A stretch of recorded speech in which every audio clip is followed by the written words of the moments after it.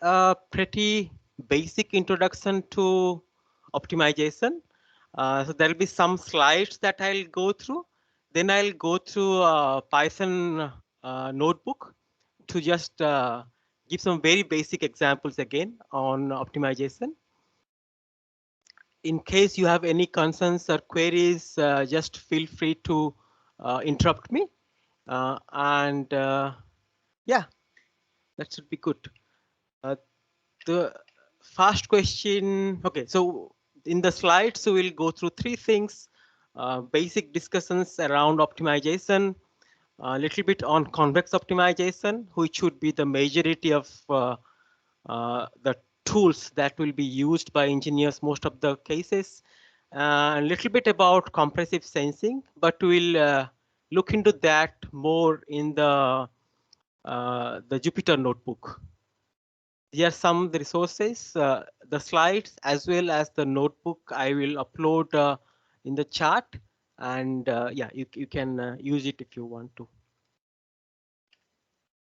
Okay, optimization.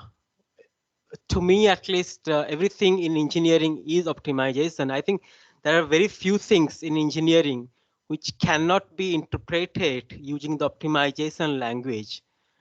Starting from filter design, detection of targets, path finding for robots, angle of arrival, designing a motor. If you think any problem or any work in engineering that you are doing is not about optimization, uh, please tell me and we can now quickly discuss.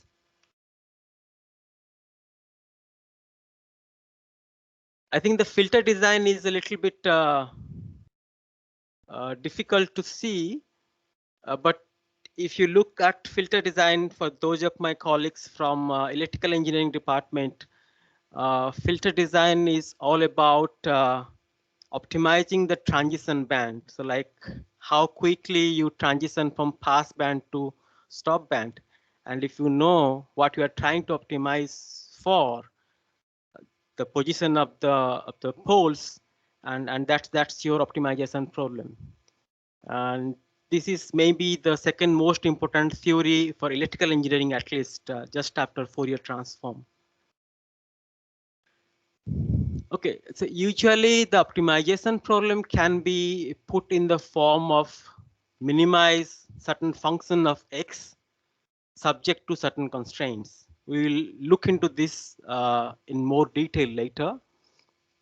Mostly in the theories, they talk about minimization because maximization is the inverse of that. So maximization is just minimization of minus f naught x.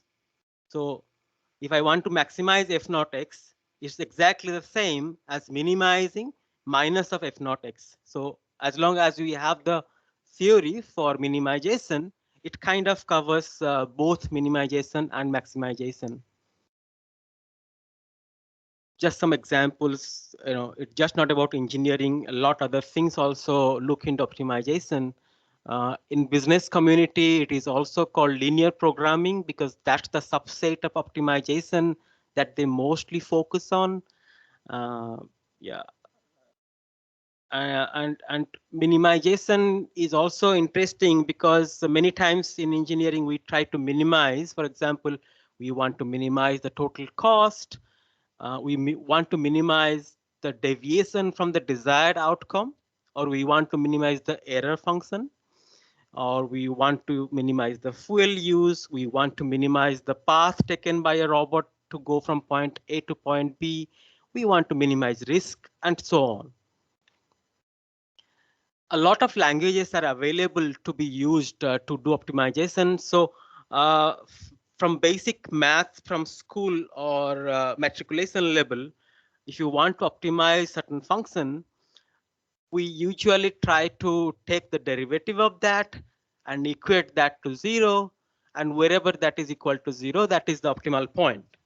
But many times the function might not be so well defined.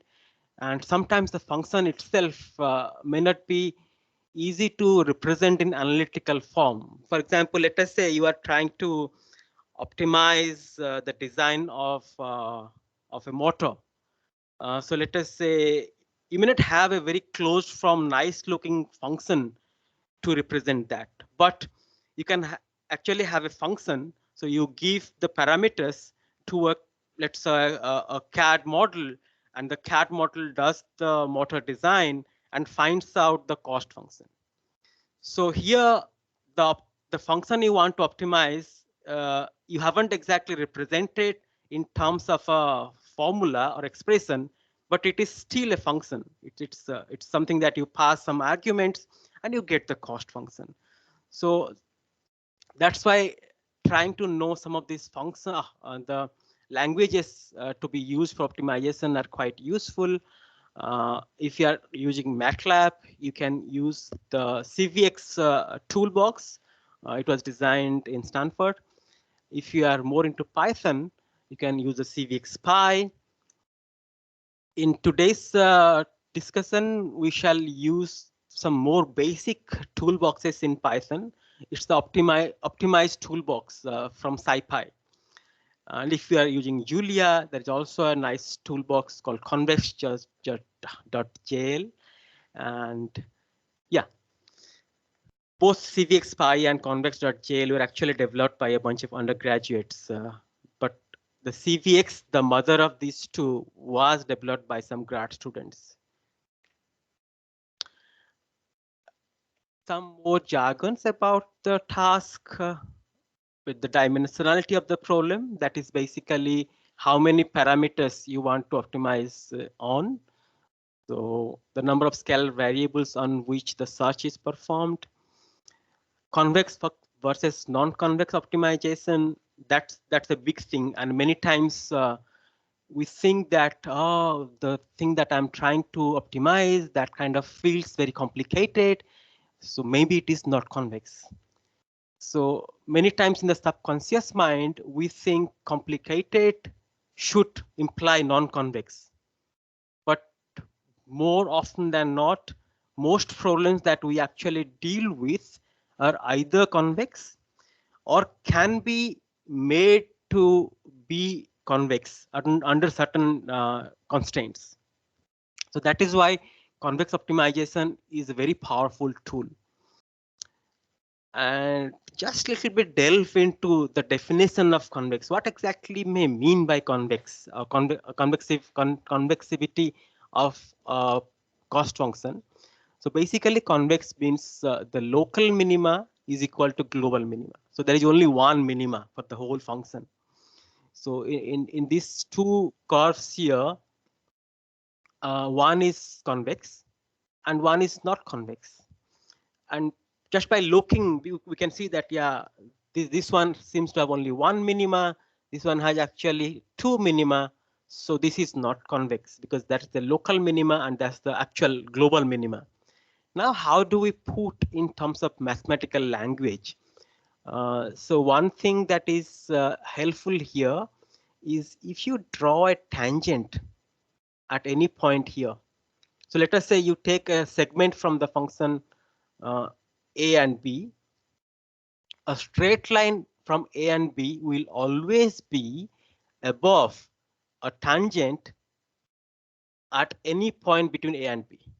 We'll get to know a little bit, more elegant way of representing that. The point is that there is a mathematical way to check the convexity of a function.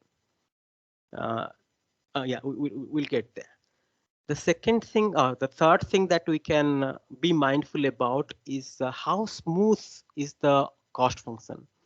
So this one is smooth cost function. This one, even though it looks almost similar, it's not smooth because at this tip of the point, there's a bump.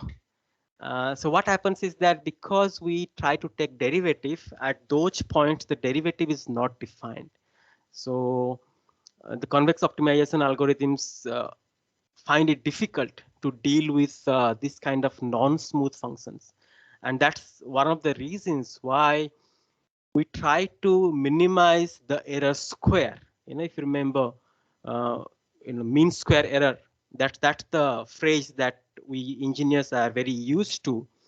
Nobody tries to talk about the absolute of error, even though they are the same thing, because one of the reasons why we take the square of an error is because an error can be positive or negative. We want to basically focus on minimizing the magnitude of the error. So we can either take the absolute of error, or we can take the square of the error. Both these things will actually give us the same thing. But the square of the error is a smooth function. So when you're trying to minimize that, that is easier. Whereas the absolute of the error, which looks like this, is not a smooth function. And that's exactly why the mean square error, the square term is there, and it is quite popular. We'll also see where and why the square is not always a great thing in one of the examples. And the last thing is the cost function can sometimes be noisy. So if you see, even though this orange color cost function is the cost function we are trying to minimize, if it comes with noise, then it actually is not, even though it was originally convex, because of noise, it becomes non-convex. So that is why sometimes it is advisable to filter the noise from the cost function. And one of the easiest and intuitive filter is what is called moving average filter. You basically measure few cost function values and take the average. So these noises will actually average out. And again, constraints are very useful. Number one, why they are useful is because sometimes what happens, globally, the function may not be convex, but if you know exactly where to look at in the local region, it might be convex. So you can actually use the tools of convex optimization. The second reason is that when you're doing optimization, you are basically moving around. You start from certain point, you go step by step towards the point where it's supposed to be minimal. And the more bigger region you try to search, the more time it will take. So that is also, it's important to have a constraint so that you focus on the problem. And how do you know the constraints is by knowing your domain knowledge. The more you know about the real problem, the more well-defined constraints you can actually define. Before I go, maybe I'll just quickly tell about the optimization thing. So of course, the high school level or matriculation level way to optimize is to get the function, take the derivative, equate that to 0, and your problem is solved. That is not usually the case. So usually we do go for what is called numerical optimization. I think there must have been some courses in maths in first or second year which talk about numeric optimization. I'll just quickly tell a very intuitive way. So let us say you start from this point in this blue F curve. You start from one of the points. Just a random case, and you try to move towards the point where it is optimal. So you want to try to move in a direction that goes as per the slope of the tangent. So if the tangent is a positive slope, then you reduce the value. The tangent is negative slope, you increase the value. So that's very simple way in which we can define the whole idea of optimization. So you take a guess, any point, you start at any point, find the tangent at that point. If the tangent slope is positive, you decrease the guess. The tangent slope is negative, you increase the guess. Right. Now, given that basic introduction of how optimization is performed, there can be three different types of functions. One is well conditioned. So this one you see here is basically a kind of two-dimensional parabola. You start from any point, you find the slope, and you just go step by step as we just discussed. Now, This second one is ill-conditioned. So why it is ill-conditioned is because here not only the slope matters, the direction in which you take the step also matters. Because if you are taking the step in this direction, then you easily start approaching the optimal point. But if you take the step in the vertical direction, then the value doesn't change, and then you can be stuck, and you think that you are not changing the value, so you think you are actually at optimal point, but you are not. So now the direction also is important. Not only the slope, but also the direction. And the direction is mostly found by taking the double derivative. That's also called the Hessian of a matrix. And the last one is very bad ill-conditioned one. So these are the functions with saddle points. So what are saddle points? Saddle points are like regions. Like you can see this purple part you see here. So the region, there is hardly any slope. There is a global minima, but it is very low slope. So when that kind of condition happens, there is a large region or a valley where the slope is very low. So your numeric optimization algorithms always get confused. Because the slope is low, they can actually converge at a point which is not the global minima. And because it's a large valley, that point can be anywhere. So let's say if the valley were tiny, then of course you will not find the exact global minima, but you will be somewhere nearby. But when the valley is large, then you can actually be upset by a very large value. So these are extremely difficult functions to minimize. One of the classic bad functions to minimize is what is called the Rosenbrock function. And we'll see that the tools we have in simulation are actually pretty powerful, and they can even find the minima for Rosenbrock functions. Yeah, maybe we can see if is there any queries or things you want to discuss.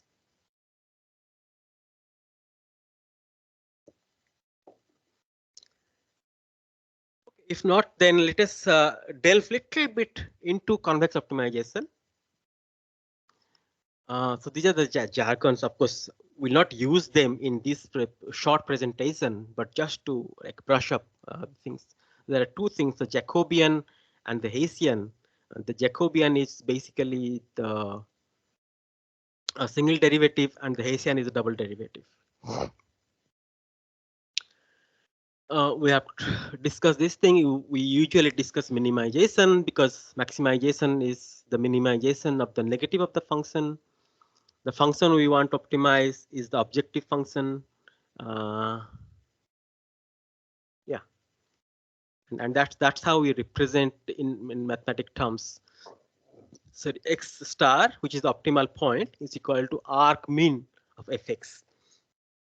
Now it can also be so that the function is a function of multiple variables, but you are only trying to minimize in one variable. So let us say the function is f of x comma y comma z, but you are only trying to optimize in x domain. So what we can do is that we can put a subscript below the arc mean, that x. So same thing happens. So x star will be equal to arc mean subscript x function x y z. So it basically means that you are minimizing it, but only in the domain of x. So y and g you are not bothered about. So the most generic representation of convex optimization is that you minimize f naught of x. And usually there are two kinds of constraints that come into picture. One is an inequality constraint and one is an equality constraint. So subject to a range of functions fi x less than equal to 0 and one equality ax is equal to 0. Now there is no greater than equal to 0 because greater than equal to 0 is just minus of that less than equal to 0. So just having less than equal to 0 is good enough.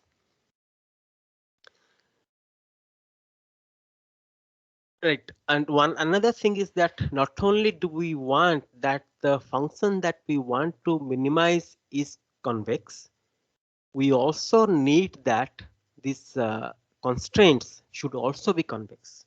So, so there are two restrictions now. For a problem to be convex optimization, we need that the objective is convex and all the constraints are also convex.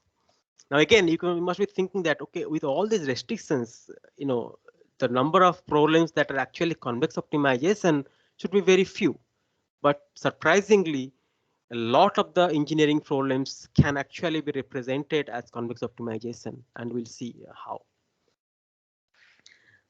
Okay, this I will skip because it's just trying to make it even look more simpler. Yeah. Now, why convex optimization? Because the theory is almost complete, very elegant. It's actionable because you go step by step by step. So in each iteration, you take one step, right?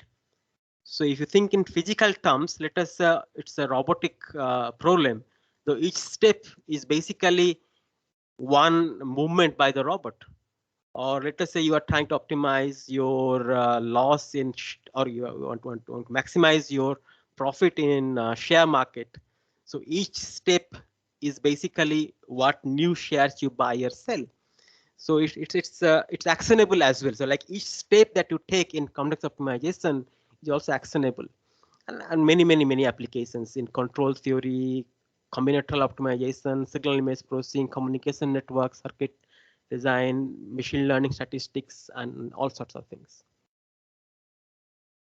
Now, a little bit more elegant mathematical expression of convexity. So now this thing is convex. We have seen that before. And let us take any two arbitrary points, A and B. If it is convex, it means that all the points between A and B, they will lie below the line segment, the straight line segment between A and B. So what it means is that you take any arbitrary point. So at that point, if you take the straight line, that value is always greater than the actual function value. So f of theta x plus 1 minus theta y is basically represent an arbitrary point between x and y is always greater than the value the theta of fx plus 1 minus theta of fy. So the expression, even though complicated, it just means that at any point between a and b, the functional value is less than the value of the point on the straight line joining these 2 points. Now, if it is the opposite, so this is always above it, then it is a convex function. So this is a concave function. This and the otherwise it will be sorry, a concave function. And if it is equal to each other, then it's a straight line. The straight line is also called affine function. So in affine function, there is no global minima or maxima. It can also be neither. Neither means between these 2 points, it doesn't follow this nice shape. At some points it can be convex, at some point it can be concave. So it's neither convex nor concave in that range. Okay, now the biggest question comes: how do we check that a function is convex? So easy brute force method is just to plot the function and see how it looks like. And if it is a function of, let us say, 5 or 10 different variables, doing that, number one, will take a lot of time. And secondly, you can't exactly see unless the function is a function of 2 variables. You can't look at that, right? Because then it is becoming a hyperspace. It is become a shape in the hyperspace. So it is becoming in more than 3 dimensions, and you can't exactly visualize that. So the plotting thing will work if the number of variables is 2 or less than 2. Or you can try to generically prove that this inequality is proved in all the points for all the point pairs in the range in which you are trying to find optimal point. Or we can go to our high school level physics, mathematics. So we find the derivative, sorry, the double derivative and show that it is always greater than equal to 0. And that's also one thing that we can do. But there is a more elegant way to do this thing. So what is something sometimes called as convex calculus. So we have a library of basic functions that we come across in engineering often. And if the function that we are trying to optimize is combination of these canonical functions, then that is also convex or not. Now, these are the set of uh, functions which are used often in engineering, and all of them are actually convex. So the simplest one is x to the power p, and where p is greater than or equal to 1, or p is less than or equal to 0. Example like x square, 1 by x, they are all convex. Exponential of x, e to the power x, is also convex. And x log x, it's also convex. And this is an interesting function. Can anyone guess what does x log x imply? Or like, have you seen x log x before? You can write your answers in chat or just switch on your microphone. Where else have you seen this function x log x or anything that looks similar?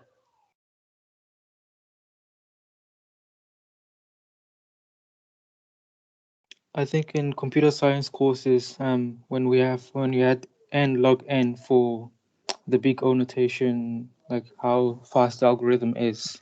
Yeah, that's a good example. The in big ON, the complexity of certain algorithms that is sometimes n log n, which is a nice thing, but that is not something we want to optimize. Uh, Skippy says software performance scaling. Uh, I'm trying to. Okay, let's think a little bit basic physics. X log x. Does it ring any bell?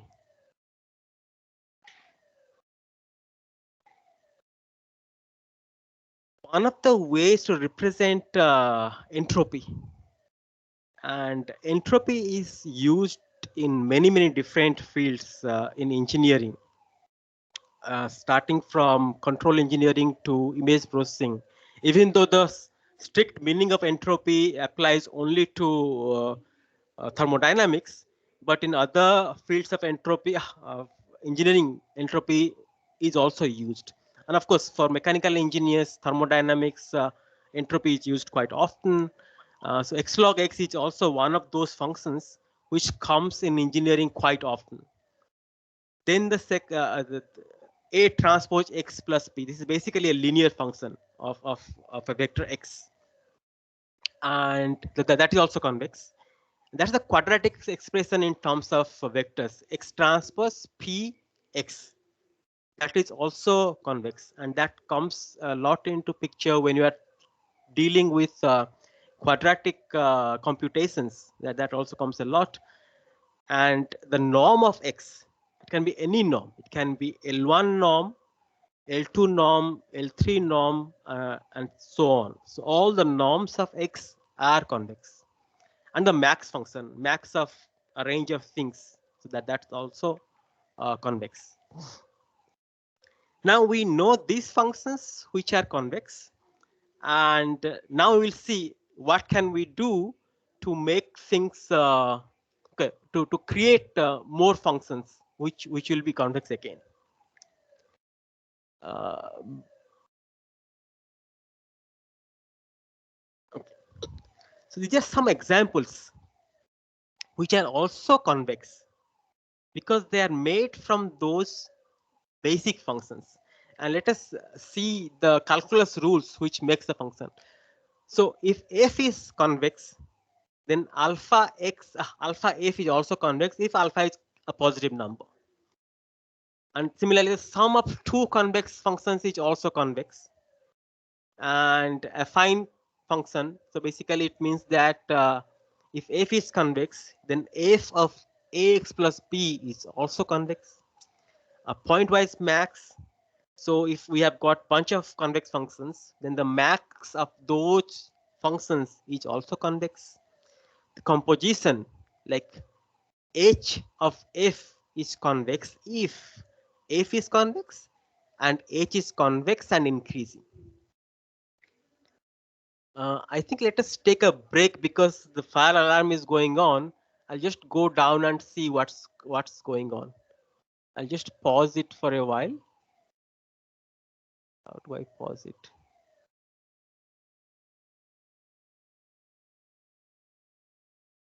Just give me 5 minutes. I'll go to second floor and check what's going on.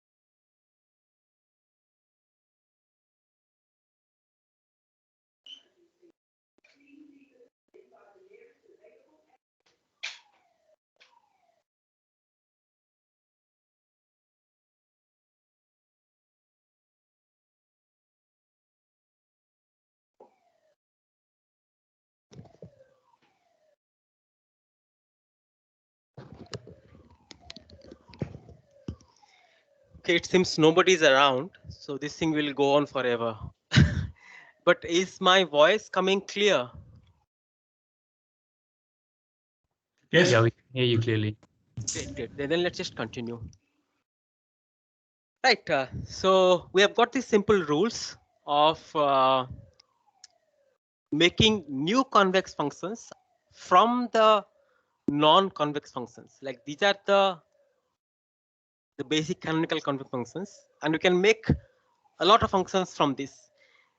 And the other way around, let us say you have derived a cost function in your problem, and now you want to see, okay, is this function convex or not? Now, if you can break your function in terms of these example functions, then it is convex. And I will recommend that you go through some of the examples, given in this in the CVXPy tutorials, and the more examples you look into and appreciate, the better you will get at identifying when certain things are convex. For example, this is the L1 regularized least square cost used often in signal processing. So what is happening here is that Ax minus B, it's affine, so it is convex. You are taking the L2 norm. We have seen that any norm is convex. That's a convex. Now this is L1 norm. It's convex because it's a norm. Scalar times a convex is also convex. And addition of two convexes is also convex. And that is how this whole thing is also convex. Now, if you look at these functions, L2 norm of Ax minus B plus lambda times L1 norm of X. Now somebody asks, okay, is this thing convex or not? Like how exactly you prove it? It's hideous. But if you go step by step, it's not that difficult actually. And let us go here. Wait on that thing. So that can be the most important thing you can take from this short presentation. That number one, okay, there's two things you can take from this thing. Number one, most of the times the problem that you are trying to optimize is actually convex. Number two, try to put it in an expression, and once it is in the expression form, try to break that in the in terms of these canonical functions. And most of the times you will see that the objective function is actually convex. But again, if you don't want to go through the pain, you can also use CVXPy. It has a function which will also check the convexity of your problem. So, so that also can be done. So this is just to make sure that, okay, if you are just trying to solve a problem, you can go through CVXPy and let it do it for you. But if once you have done and solved the problem, if you want to write a paper, at that point you actually have to tell, okay, what was the expression and why it is convex. And at that point, it actually helps to know how to break your cost function in terms of the canonical functions, and they show that, okay, this is exactly why this is a convex problem. I will not go through the DCP. It's too much because I also have to go through the programs.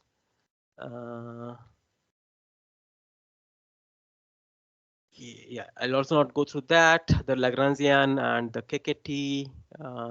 Okay, very quick introduction to genetic algorithm. I'm sure you guys must have heard of genetic algorithm. It's a heuristic optimization problem, optimization algorithm. So it doesn't have exactly a mathematical proof of why it works. It kind of works. And that's why it's called a soft computing problem, because there is no hard step that you have to take. It's all like, you do certain things, and the more often you do that, you tend to arrive at the solution.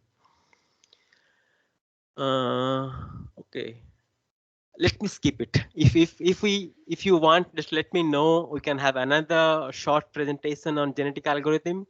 It's extremely simple, very elegant. It works most of the times. And yeah, if you want to publish a quick paper, then just do your thing and try to apply genetic algorithm on your work, and that can become a quick paper. Okay. Yeah, there's just some fancy things that people have done using this kind of soft computing genetic algorithm approach. Right. Is there any queries or things we want to discuss before we jump to the codes? Any questions or doubts?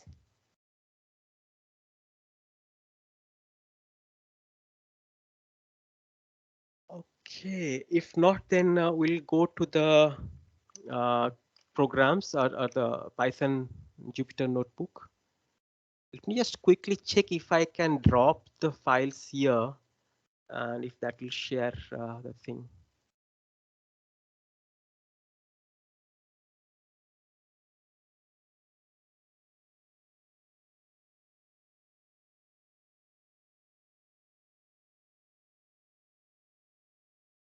It doesn't seem to work. Do you guys know if I can share this slide in the chat window here?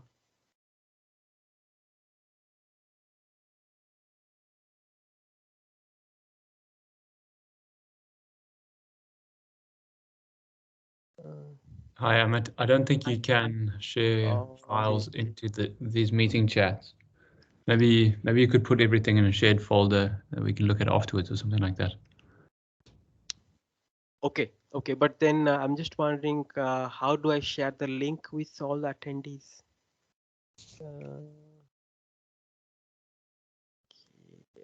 I can do at least one thing. I can copy and paste the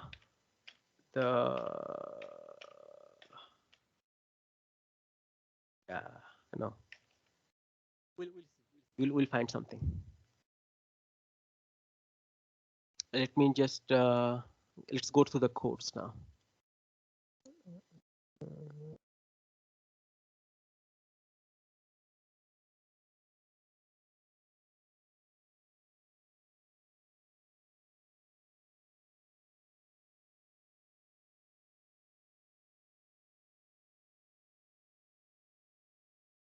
Okay, is the Jupyter slide visible now?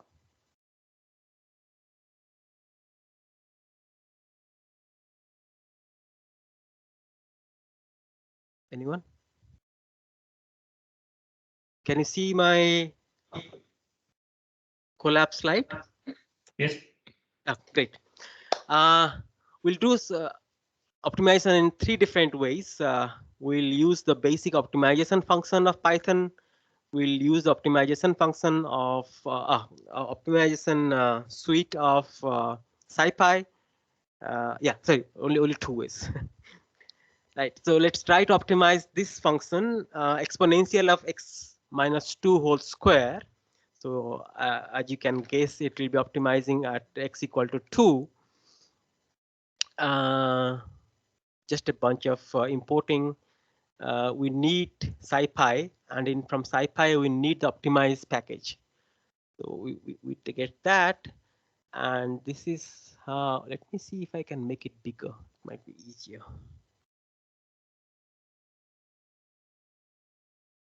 Right. So this is how you run the optimized function in SciPy's optimized package. So in here we are minimizing a scalar value. So we use the minimize scalar function, and we give the function that we want to minimize, and it just solves it for us. You don't even have to give it the range of values over which you want to optimize it for. And there's also a minimize function in Python that you can use, but in that case, you have to give it the range of arguments that you want to search it over. So you can create a space 0 to 10, 100 points there, and that's exactly the function that we are trying to optimize.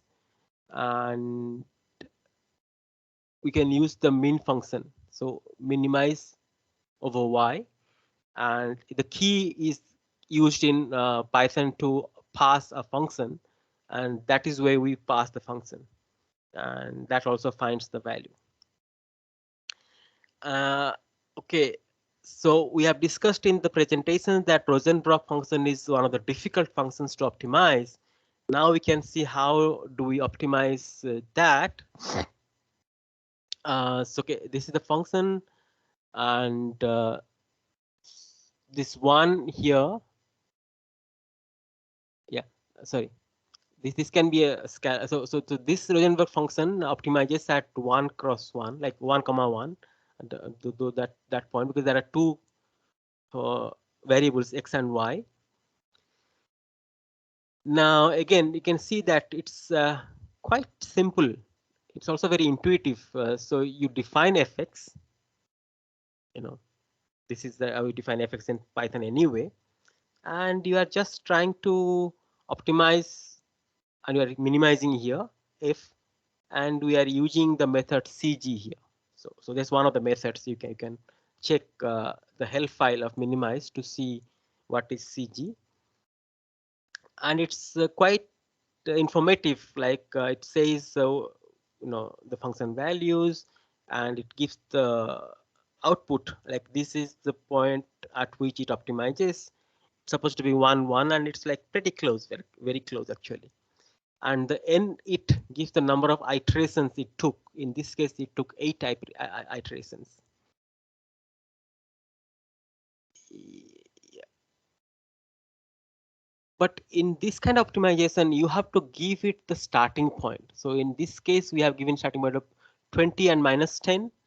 And if we give a starting point which is more far from the optimal point, as you can guess, it will take more number of iterations. So if you give at 20 minus 10, it is taking 8 iterations. Whereas if you give crazy big number, 200 minus 100, and it's taking 23 iterations, but it still converges. And so it's quite good, because finding optimal point for Rosenberg function is one of the litmus tests for any optimization algorithms. Now we just have checked optimization of function, what about adding constraints? Again, pretty intuitive. Let us say you want to optimize this function, two variables again, and there are two constraints that you want to look for. So you define the function, usual as in Python, and now you have to pass a cons list of functions that are the constraints. So here there are two types, of course. One is equality, one is inequality, and it's again quite simple. You just give the function here, and when you are doing the optimization, now you give the function and the argument, and you can give some kind of method. So again, there are many methods there that are listed in the help files, and yeah, you can do that. With that, you can actually now then add constraints. The constraint is equal to cons, and cons you have defined here, the list of equalities and inequalities, which are the constraints. So the point is, once you have represented the function you want to optimize, translating that in terms of Python, you can see that it's quite straightforward. And sometimes certain methods may not work so well. You just have to make sure that you are giving the right kind of method. And another thing is that this function that you want to optimize, it doesn't have to be a proper function. You can also have in the loop kind of thing. So here you pass the argument to another function which does lots of fancy things and then returns certain value, right? So that's also possible. It doesn't have to be a well-defined function like this. It can be actually a complete block of algorithms that you execute when you run that function. Now let us quickly do, again, it's a long shot. I'm trying to compress a lot of things into this very few minutes. So compressive sensing is one of the things that has become quite popular in the last decade.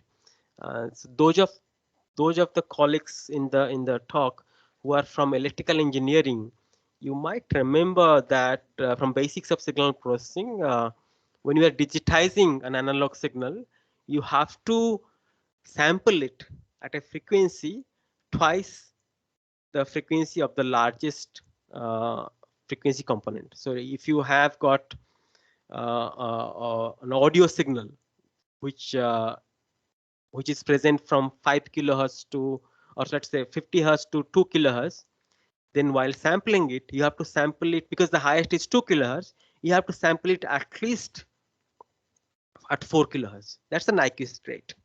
What we are going to see here is that it's not always necessary that you have to sample at the Nyquist rate.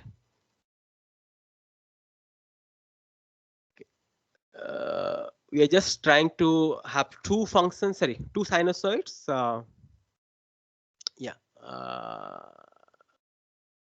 Twice the frequency of each other, basically two harmonics, and adding them together, it looks like this. Now in time domain, it looks nice, like it has got values everywhere. But if you take the frequency domain representation, and here I'm trying to take the DCT instead of simple Fourier transform, because if you take Fourier transform, you get complex values. But if you take DCT, you get only real values. That is easier to deal with. I don't want to go to complex domain now. So I can just take DCT. And in DCT, you just basically get two components because there are two frequencies here present. So in the DCT representation, everything else is 0. You basically get two spikes, and that's all. That is interesting because in the time domain, you have to sample it finely enough so that you represent the signal properly. But in DCT, as long as you know these 2 points, that's enough, right? So basically, you need to know only 2 points here. Of course, that is stretching it too far. But the point is that you don't have to measure 500 samples. You can measure maybe much lower than 500. So that was the basic philosophy of compressive sense sensing, that even though the signal looks quite dense in time domain, if there is a domain in which the same signal is pretty sparse, for example, here the time domain is quite dense, but the DCT is very sparse, there is hardly anything present, it's mostly zero, then maybe you don't need all the twice fs number of samples. That is the basic hypothesis of compressive sensing. There has to be a representation of the signal where it is sparse. Now try to think, okay, if I now, instead of taking all these signals, I take much less number of signals, and let us call it sparse data, XP. And how do I get the sparse data? I randomly sample the actual XX at number of points which is much less than what is required. So instead of 500, I'm just using 50 number of points and random points in that signal. So now the signal looks something like this. Now if you look at this signal, it might be difficult to see that it actually is composed of two signals. So it is just difficult. Looking at this, how can you, sorry, if you are only sent this data, the question is, can you reconstruct this data? If you can, then you don't need Nyquist sample signal. Now think in terms of optimization. What can you do so that this is solved? Now, okay, it's a bit tricky now how to tell it in simple in a few 5 minutes. One thing you can do, this is all you have. What you can do is that you can go to the DCT domain. So in this domain, you can try to find out those points. If you take the IDCT, you recreate this signal. I don't know if I'm making sense. So you are now trying to search in the space of the DCT, and you're trying to find the DCT representation of the signal, which when you take the inverse DCT will give you the time domain signal in this one. If you can get that, then you're actually getting the DCT representation. Now it should give you the actual signal back. That is actually not that easy. If you do that optimization, you still get this crappy signal, which is of no use actually. Now, what you can do is you can actually say that, okay, what I want is to have a DCT representation. Where is that one? Yeah, where the number of DCT required is minimized. I don't know if I'm making sense. So now you are trying to see, I'm not trying to minimize the error in estimation of the time domain signal. Rather, I'm trying to minimize the number of DCT components that is required. So the number of DCT components, when you see in that, so let's take a vector. So the number of non-zero points in that vector is what is called the L0 norm. So, you know, the L1 norm is just taking the modulus. L2 norm is the square, the mean square. And of course, L3 norm is the mean cube. But L0 norm is basically the number of non-zero components in a vector. Now, what you are trying to do here is you are trying to minimize the L0 norm in the DCT domain. So you are minimizing the number of components required in the DCT domain. And if you remember, any norm is convex. This is also convex. So you basically now flip the optimization problem. You are now optimizing the L0 norm in the DCT domain, making sure that whatever it creates in the time domain should look like this. So let me directly go to the optimization expression. Where is that? Yeah. So the constraint is here is that when you subtract the IDCT of your DCT expression, you should get equal to 0. And what you are actually minimizing, you are minimizing the L0 norm. And yeah, if you run that, you get this nice function. Sorry, this is the solution. So this is the DCT it has actually found out by optimization. It's not ideal, but it actually shows very high amplitude at those 2 points at which the signal are actually present. And now when you take the IDCT, it's not exactly the signal that we were planning to send, but it's quite close. Whereas we actually have reduced the number of samples by 10 times. So that is one of the ways in which optimization can be used in a real practical world. Okay, is that so that's kind of end of my presentation.